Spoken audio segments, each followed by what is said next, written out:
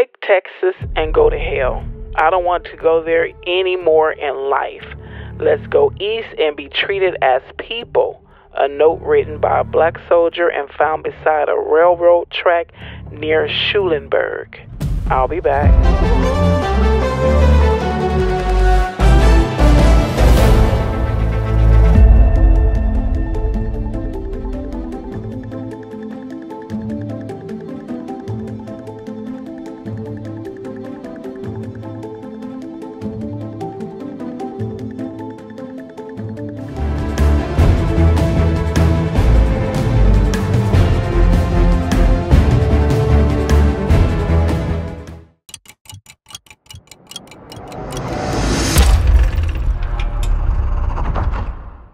Hello, everyone. Welcome back.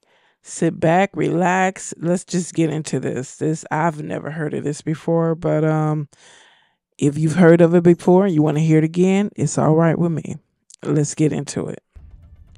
On December the 11th, 1917, the U.S. Army executed 13 black soldiers who had been previously court-martialed and denied any right to an appeal. In July 1917, the all-black 3rd Battalion of the 24th United States Infantry Regiment was stationed at Camp Logan near Houston, Texas, to guard white soldiers preparing for deployment to Europe. From the beginning of their assignment at Camp Logan, the black soldiers were harassed and abused by the Houston police force. And why wouldn't they not do that? Let's continue. I mean, it's just, I know I just started, but come on, man. I mean, was there ever a time in American history that white folks didn't harass black people, especially the ones that was minding their own business? Please give me an honest answer. Let's continue. Early on August the 23rd, 1917, several soldiers, including a well-respected corporal, were brutally beaten and jailed by police. Police officers regularly beat black American troops and arrested them on baseless charges.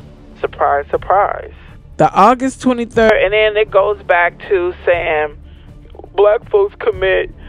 Oh, I just had a situation on Twitter. It wasn't really a situation. It was just foolish people regurgitating information that they really didn't take the time to research and back up. Because if you really want to know why it seems like black people commit the most crimes, it's because black people are always being arrested, and it can be for something bogus, and they can be charged for something bogus. And I'm not saying that black people don't commit crimes, but I'm saying that white people commit just as much as more or possibly more crime than black people.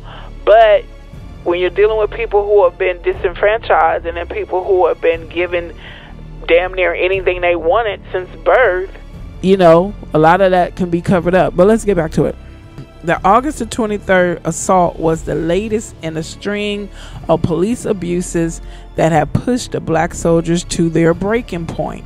Seemingly under attack by local white authorities, over 150 black soldiers armed themselves and left for Houston to confront the police about the persistent violence.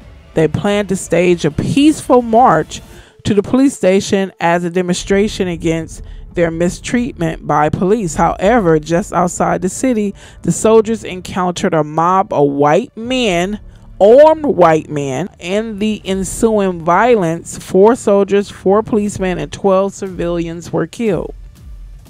The Houston riot in 1917, also known as Camp Logan mutiny, involved 156 soldiers of the all-black 3rd Battalion, 24th Infantry, a unit of the famed Buffalo Soldiers. The incident occurred on August the 23rd, 1917, lasting roughly 2 hours on a hot, rainy night, and resulted in the deaths of 4 soldiers and 15 white civilians.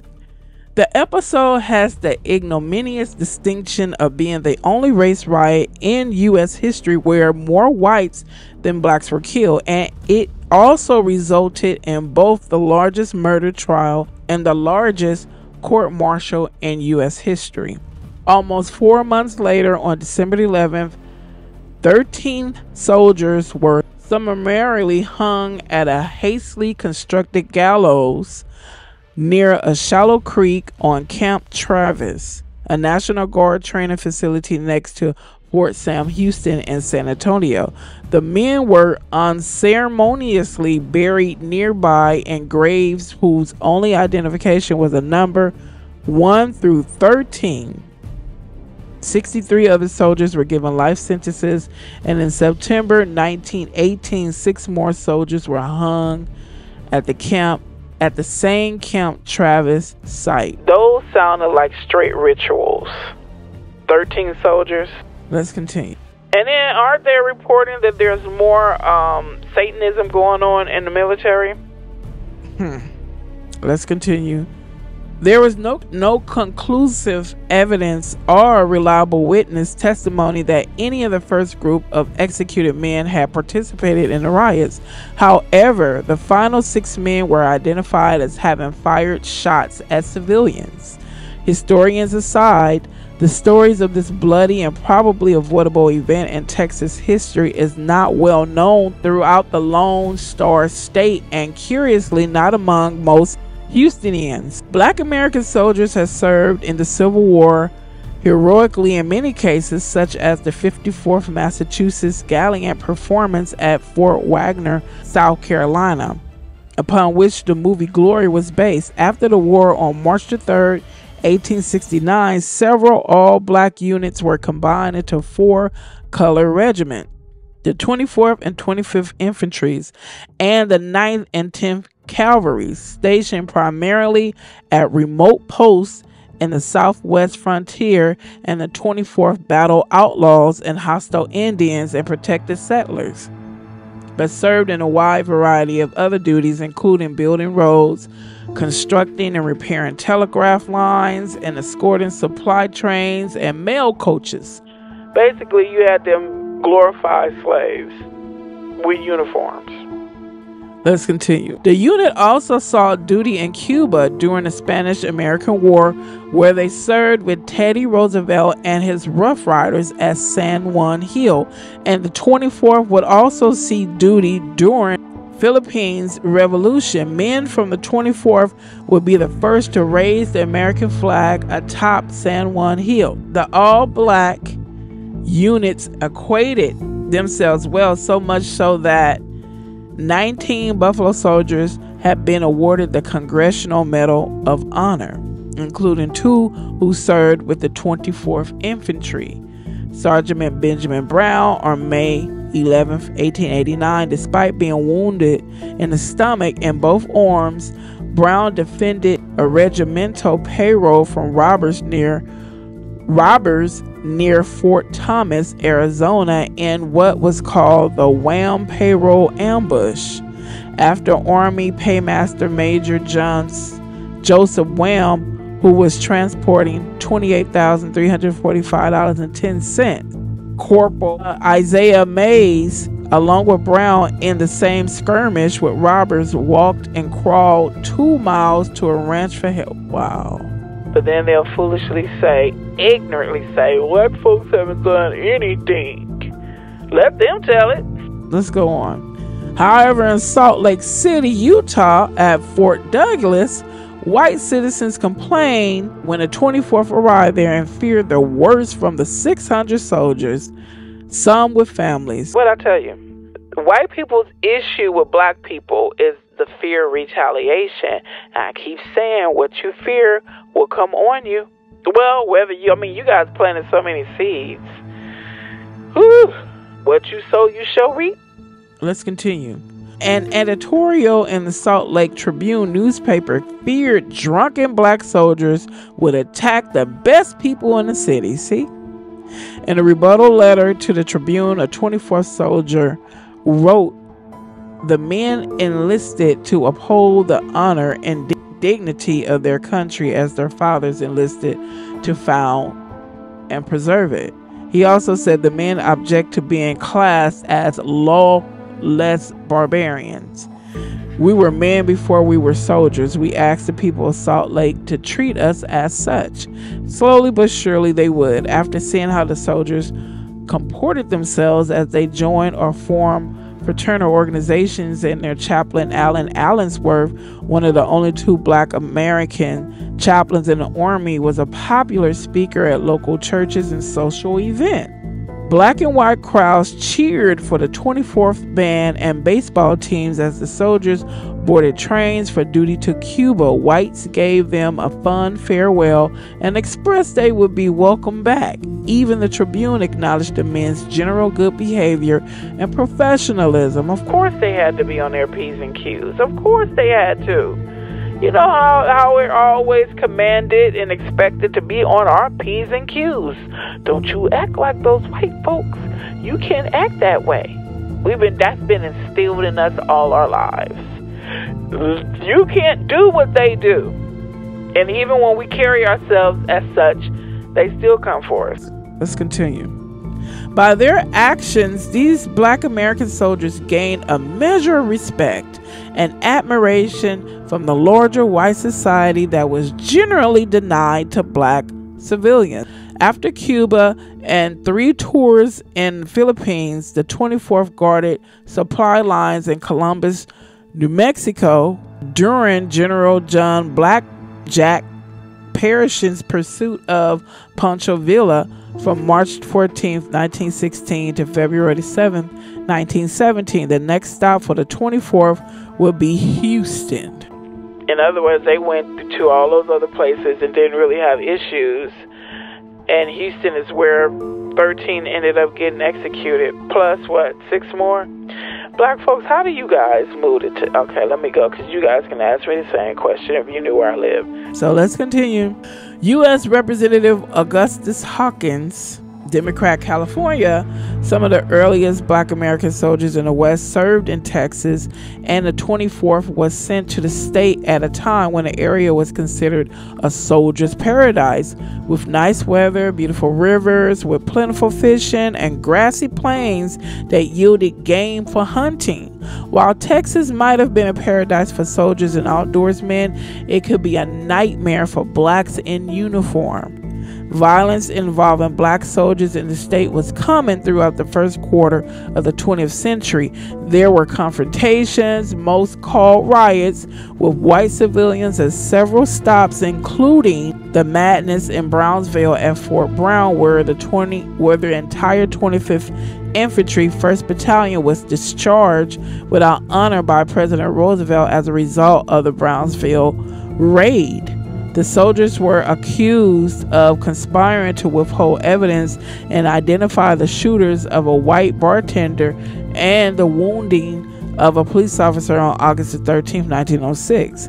The previous night, a white woman reported being attacked by one of the soldiers. I was wondering, I wasn't wondering if a white woman was going to be involved. Let's continue. Night there was another shooting in the town, supposedly by black officers, though none were specifically identified in any of the events, and all the men testified they knew nothing of the shooting. This brings to mind Chicago. Has anybody ever thought that maybe all those shootings in Chicago aren't done mainly by black folks? You know, like I'm thinking when they said it was some shootings out there and the black soldiers were accused of doing it, it was most likely white soldiers or white people, civilians, and they blamed the black soldiers just to get them in trouble. Let's continue. Despite a lack of evidence or reliable testimony, all officials involved, including those of Brownsville, the U.S. Army and Roosevelt, merely presumed the entire unit's guilt. A Senate Military Affairs Committee report suggested the incident had been staged by townspeople or outsiders to have the black soldiers removed. Didn't I just say that? It's still happening today. Watch when the truth come out about who's really doing all that shooting in Chicago and a lot of these inner cities. Watch. The hatred and fear is so strong, which hatred is fear. I guarantee you a lot of these things that black people are being accused of doing is not being done by them. Let's continue. In 1972, U.S. Representative Augustus Hawkins, Democrat, California, presented new research criticizing the handling of the case and the soldiers' dismissals. The Nixon administration concurred and awarded honorable discharges without back pay. You see that? The 24th had already suffered during a previous stay in Texas, and his men were greatly dismayed at the news they were transferring to Houston. In attempts to block the move, Battalion Commander William Newman reported that I had already had an unfortunate experience when I was in command of 2 companies of the 24th Infantry at Del Rio, Texas, April 1916, when a colored soldier was killed by a Texas Ranger for no reason than that he was a colored man. That it angered Texans to see colored men in uniform of a soldier.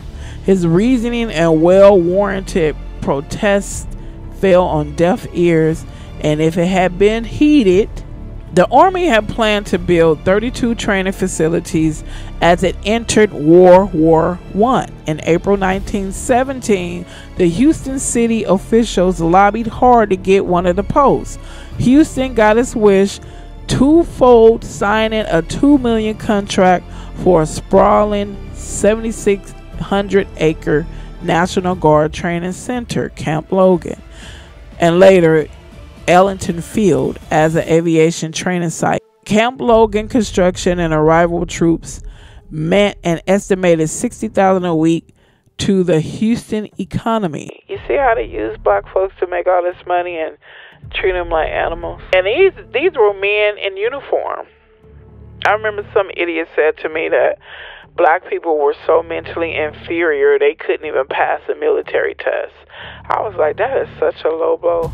But then I came back and reminded him kindly that white men are the majority illiterate in this country. And it's facts. It's facts. Let's continue. The caveat for Houston's was that the installation came free of black soldiers, a common request for cities, especially in the South, that sought military business, or as Mississippi Senator James K. Vardaman said, whites are opposed to putting arrogant, strutting representatives of the black soldiery in every community. Vardaman, an avowed racist and native Texan born in Jackson County, was among a group of Southern congressmen who unsuccessfully tried to pass legislation preventing the establishment of blacks to military service for the war effort. So opposed were whites to the very sight of black men in uniform that it was not unusual for trains carrying black troops to be fired on as they passed through southern towns. Drive-by? Can you say drive-by shooting? Whites feared the specter of armed black men giving local blacks the appearance of equality and fomenting their own desire for better treatment. You see that? It's a psychological game. They were bothered by these soldiers, dignified, professional black soldiers carrying themselves as such and indirectly, helping the black citizens to have confidence and feel the same way. And, we can't have no uppity nigresses. That was the whole thing. They wanted to keep black folks lowly and thinking bad about themselves. Let's continue. And although many of the soldiers were from the South and used to segregation in its Jim Crow laws, they thought their active duty service was a patriotism that would result in some semblance of civility towards them from whites, that they would be treated better. They were gravely mistaken. An Army report confirmed the Houston's view of black soldiers, concluding that both police and white citizens felt that a negress is a negress and that his status is not affected by the uniforms he wears. That mentality is sick. You see what black people have been dealing with?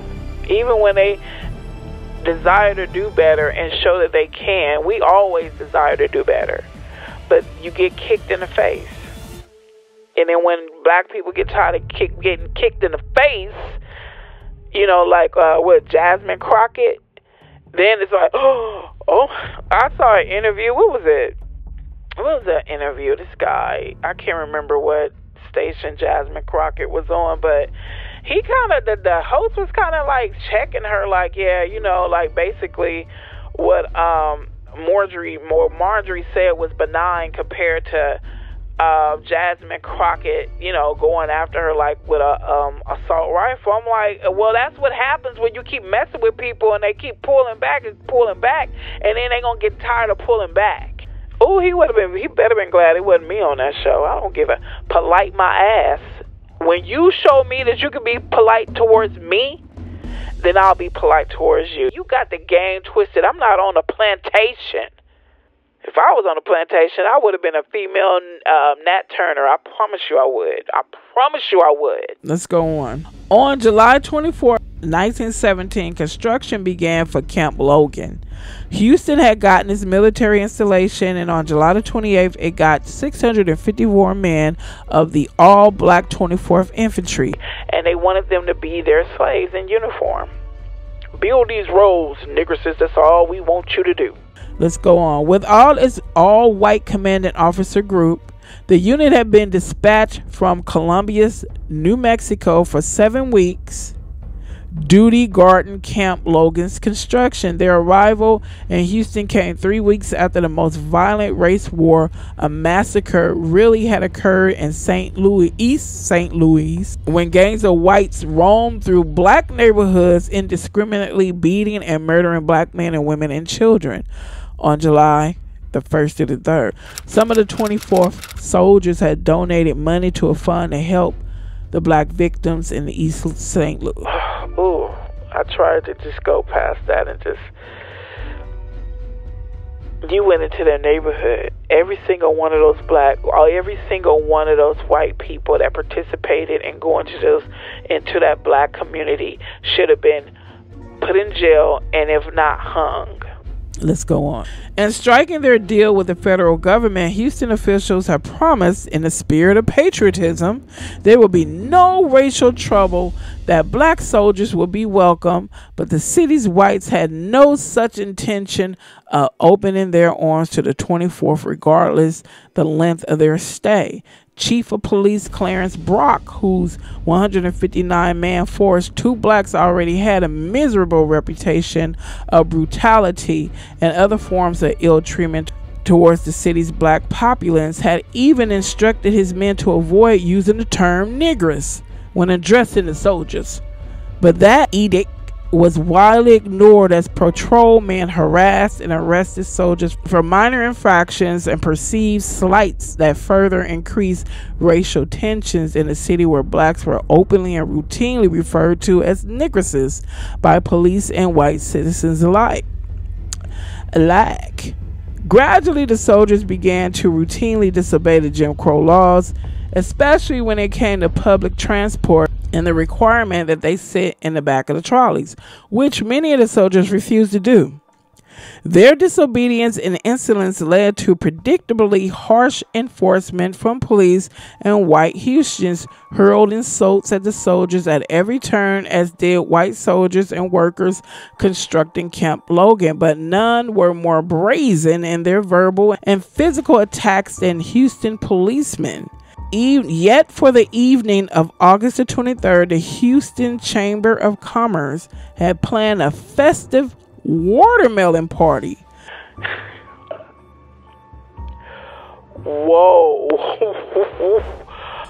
Watermelon party to officially welcome the black soldiers. Oh my God. Instead, Houston got a chaotic evening of frenzied terror it would never forget and rarely mention. Did they really? Was that like a joke?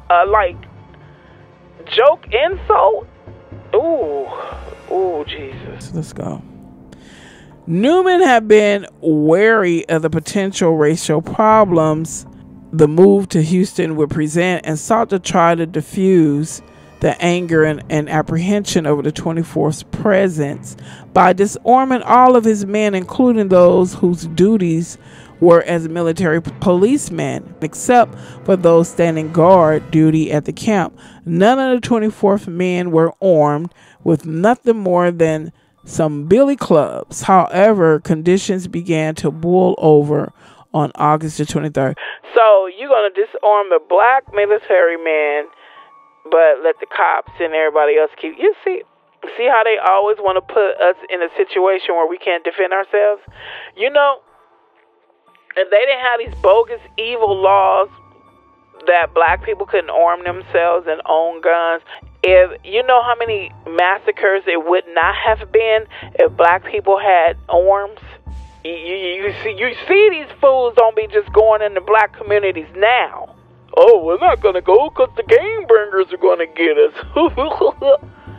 All right, now let's talk about how y'all get each other, especially in these poor white communities. All right, let's go on. That morning, patrolman Lee Sparks, who had a brutal reputation of assaulting blacks, it was well known, him along with his partner Rufus Daniels had pursued a man accused of participating in a dice game. Their chase led them to a house where they arrested a thinly clad woman and accused her of hiding the man. Outside near the police call box, a 24th soldier approached and asked Starks what was going on and if he could get clothes for the woman. Sparks immediately began pistol whipping the soldier and supposedly said, "That's the way we do things in the South. We're running things, not the damn nigresses." Later that afternoon, a military policeman from the 24th, Corporal Charles Baltimore, became involved when he inquired on the soldier's arrest. Baltimore was also beaten by Sparks and then shot as he fled. He was caught, beaten again, and taken to the police station. Baltimore would be released. However, rumors spread to the post that he had been assaulted, unjustly taken to the city jail, possibly murdered, and incensed. A group of soldiers urged others to the unit to march on the police station, free Baltimore if he was still alive, and kill every policeman they encountered. There was also talk among the men that an armed mob of white citizens was heading to the camp. I can't even say, I'm not one of those people going to say, you know what, I don't condone violence. I'm going to tell you this much. If you can give it, you should be ready and willing and able to receive it back. I would never sit there and say, I don't condone violence. And I'm not saying I'm one of them people that be like, hey, you just beat him upside the head. Hey, just kick him in the ass. Kick him in the ass. I'm not that type. I'm not saying it like that. But I'm saying if you going to come put your hands on somebody, you should expect to get hands back. Oh, I'm so tired of it. Especially when black people say it. I don't condone violence. I don't care. Do you know who you're dealing with? You're dealing with people who love violence. Look at the movies and TV shows they present or produce. How many Viking TV shows do you need to have? Have you looked at those Viking TV shows? Those are some brutal damn shows. That's what they love. Let's go on. Newman's replacement as battalion commander, Major Nealon Snow, and his staff were never in control, though he ordered his 4 first sergeants to collect all rifles and search the camp for loose ammunition, and also ordered all soldiers to be confined to the camp. Snow had confirmed Baltimore's release from police headquarters. However, the thought that their lives were in danger from an approaching mob became more of a concern to the soldiers, who broke into the supply tent, took weapons, and began firing randomly in the dark after someone yelled, "Here they come." More than 100 armed soldiers, possibly led by First Sergeant Vida Henry, began their march towards the jail. Henry had at first tried to prevent the men from taking arms, however, at some point joined them. In their rampage, one of their victims was a white child who died after being hit by a stray bullet. Another victim, who may have been mistaken for a Houston policeman, was Captain J.W. Matz of the 2nd Illinois Field Artillery. Also killed was Patrolman Daniels, who had been involved with the beating and arrest of Baltimore. The men never made it to the police station. Some began to desert the march and went into hiding. Others headed back to camp, and Henry stole off on his own. He was found dead of a self-inflicted gunshot wound. The next day, martial law was enforced, and on the following day, August the 25th, the battalion was headed by a train back to Camp Logan in Columbus, New Mexico. Once there, 118 of them were arrested and charged with murder and mutiny and were sent to the stockade at nearby Fort Bliss in El Paso to begin their wait for court-martial. And I know some would say, you know what, they were military men, they should have known better. Well, you were dealing with a whole city, county of white racists who kept harassing them and provocating. Unless some of you, for those who don't know, provocation is against the law. You don't keep provoking someone and then think, oh, well, no, it doesn't work that way. If they weren't continuously, repeatedly provoked, beaten, harassed, and demeaned, it wouldn't have happened. But some white folks don't understand that when it comes to black folks. They feel like they have a right to treat them any old kind of way they want to, and they are supposed to just deal with it. But they got a bang for their buck that day, didn't they? Just like Montgomery, Alabama. Don't keep pushing it. Between November the 1st, 1917 and March the 26th, 1918, the Army held 3 separate court-martials, with the first United States versus William C. Nesbitt conveying in San Antonio at Fort Sam Houston's Gift Memorial Chapel, which had the only space on post large enough to hold a trial for the first 63 men, all represented by a single attorney working on a mere 2 weeks preparation. Major Harry S. Greer was Inspector General of the 36th Division and had taught law at West Point, but had no trial experience and was not a lawyer. Their charges were disobeying orders, mutiny, murder, and aggravated assault. All of the men entered not guilty pleas, and throughout the ordeal, even to the gallows, maintained their innocence. Some witnesses may have been coerced into testifying against their fellow soldiers. Others promised leniency or in mutiny, others merely unreliable, but none of the testimony was conclusive that any of the men on trial had participated in the event. And all testimony was heard from 169 prosecution witnesses, but only 29 for the defense. Whoa. On November the 28th, 13 of the men were sentenced to be hung. I know they was loving that. The racists, however, they were not notified of their sentence until December the 9th, 2 days before their execution. For the remaining men, 41 received life sentences, 4 were given lesser time, and 5 were acquitted. In a final letter to his family, Private First Class Thomas C. Hawkins wrote, "Dear Mother and Father, when this letter reaches you, I will be beyond the veil of sorrow. I will be in heaven with the angels. I am sentenced to be hanged for the trouble that happened in Houston, Texas. I am not guilty of the crime that I am accused of, but Mother, it is God's will that I go now and in this way." Pre-dawn on December 11th near Salado Creek, the 13 soldiers were taken to hastily constructed gallows, summarily hung. There had been no notice given to the media or public, and their sentences and hangings would not be formally announced until later that morning. As they were escorted to the gallows, the soldiers were reportedly calm and sang hymns. Ain't that a that's criminal in itself? And I know it was. They broke all kind of military constitutions, state laws, and the whole Constitution of the United States. Well, that's all stirring itself. Let's go on. A white soldier from Company C, 19th Infantry, which had been charged with guarding the prisoners, the hanging detail, it was called, recounted the scene. The doomed men were taken off the trucks, not one making the slightest attempt to resist. Because they knew they was going to be shot or either hang or shot. They were shivering a little, but I think it was due more to the cold rather than fear. The unlucky 13 were lined up.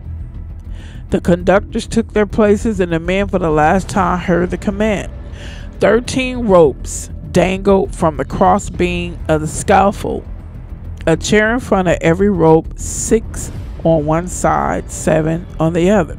As the ropes were fastened around the men's neck, big Private Frank Johnson's voice suddenly broke into a hymn, "Lord, I am coming home," and the others joined him. The eyes of even the hardest of us were wet because the U.S. was at war.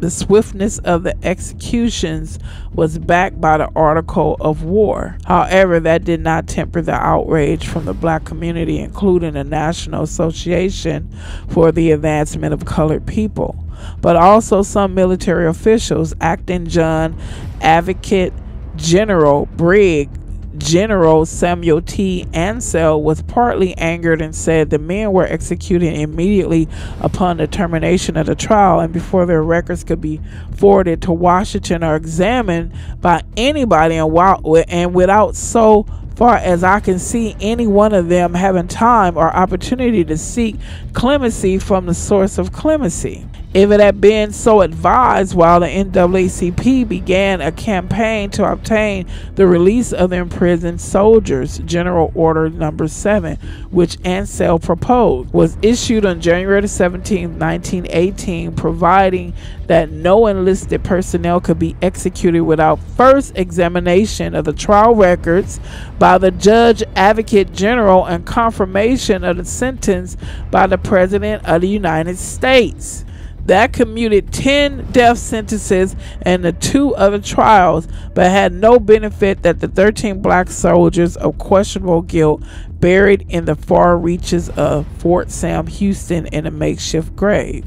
For the remaining 2 trials, U.S. versus Washington, December 17, 20 through the 22nd, 1917, 15 defendants, 5 were executed on September 7th, 1918. U.S. vs. Tillman, February 18th through March 26th, 1918, 40 defendants, 1 execution. The military tribunals indicted 118 enlisted men total for participating in the mutiny and finding 110 guilty. A total of 19 soldiers were hanged and 63 received life sentences in a federal prison. 1 soldier was judged incompetent to stand trial. 2 white officers faced courts-martial but were released. No white civilians were brought to trial. Some soldiers served as many as 20 years before their release. The finger pointing for blame began immediately in the aftermath of the Houston Mutiny and riot, and the focus was overwhelmingly on black soldiers of the 24th, the logical suspects, given the event's racial overtones as well as the reality of their actions. At best or worst, the soldiers overreacted to the mounting tension between them and the Houston police, but there were too many early warning signs to dismiss the event as merely an act of premeditated or even spontaneous insurrection by a vengeful group of blacks. The U.S. Army, the Houston Chamber of Commerce, Houston white citizens, and especially the Houston Police Department were all complicit in lighting a fuse that would lead to the 24th explosion. Most prominent among these were the police, whose verbal abuse and thuggish arrest methods in the end pushed the soldiers to act as they did. The outcome was destined. It would have been surprising if nothing had occurred during their stay in Houston. I think it was a setup. But let's continue. The Army was well aware they were putting the soldiers in an incendiary situation and only had to look at the history of black soldiers in the South and previous violent confrontations in Texas. Yet they reasoned the 24th was the only unit available for the duty of guarding Camp Logan construction, then gambling on sending the soldiers to Houston for 7 weeks and hope for the best. Why y'all just didn't send white soldiers? Why you just couldn't do? The Houston Chamber of Commerce and other city officials were blinded by the economic dollar signs and foolishly assured the army their black troops would be just fine in a city where black Americans were routinely disrespected and publicly demeaned by whites in general. At least the white citizens were honest about their contempt for blacks in and out of uniform. However, Chief Brock had no handle on a brutish police force that neither liked nor respected him. In the soldiers' response to their abuse, there's no evidence their actions were premeditated or otherwise planned. More likely fueled by rumors of the arrest of Baltimore than fear of an approaching mob of armed and angry whites. They acted out of frustration, anger, confusion, and self-defense. Houston's darkest day is spoken of in hushed tones of guilt and embarrassment.